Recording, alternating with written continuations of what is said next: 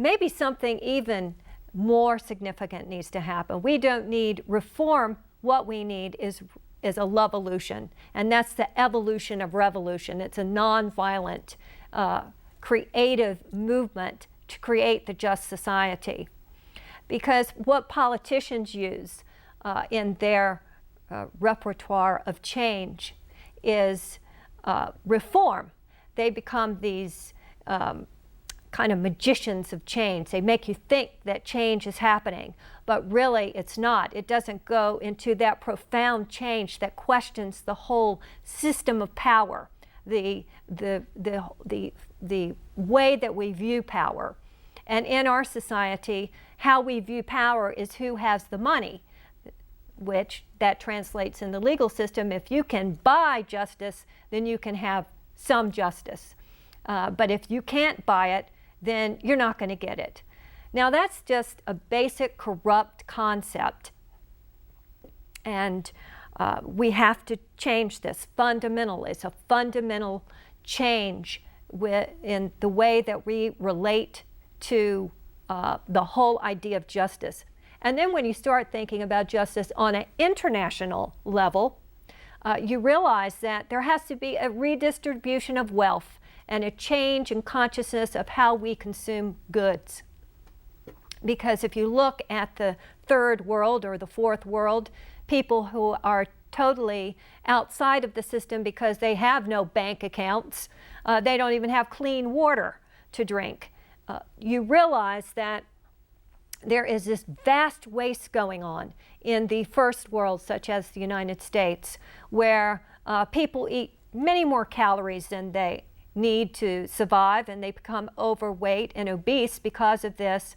And there's just this gluttony of consumerism that happens, and we have even made shopping into the major pastime, when what needs to happen is we need to redefine our patterns of life, change of lifestyle. And this is what the Neutopian regime is about. It's changing our lifestyle to reflect a harmony with nature, that we can live in peace, finally in peace with the global ecology, because now we are at war with it.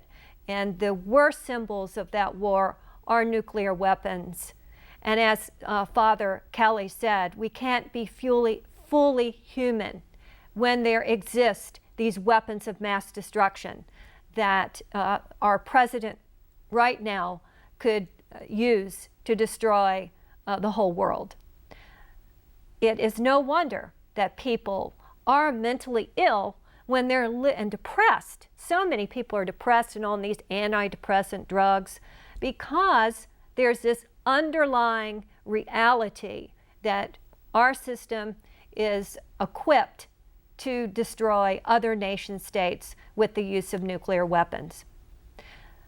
We don't go to bed at night in peace. None of us do. That is part of our slavery that the Neutopian regime is going to liberate us from. Also, we're going to change the whole housing industry, the whole real estate sense of how they buy and sell land. And this, to me, is inappropriate, and it doesn't cause a just society. It causes a housing hierarchy. And those people that have the money, again, get to live in these McMansions, and they get to destroy more of the land, and they get to buy all these things for their houses, all these antiques or chandeliers or whatever they're buying, artwork for their house, whereas other people are living in a mobile home with their entire family living in just very insufficient quarters. So that doesn't lead to a democratic society. When you have such basic inequality of resources, that leads to a society that we have now, a plutocracy, government by the wealthy. And it's an oligarchy. oligarchy is government by a few families. So it's not difficult to understand. It's the Bushes, it's the Clintons, it's the Bushes and the Clintons. That's oligarchy, when you have just a few families that are in control of the media and the money, and also our definition of justice. So even though I would like to see a female woman president, which is why I'm running, Hillary is not the woman for you, because if she does become president, she's going to be the queen up there, the presidential matriarch who is going to rule over the real estate regime and the nuclear weapons organizations. And what kind of queen is that? That is a queen that has a ball and chain around her legs. She is bound. She isn't free. She is bought out. She is a whore to the corporations. And that's what we see in this presidential election.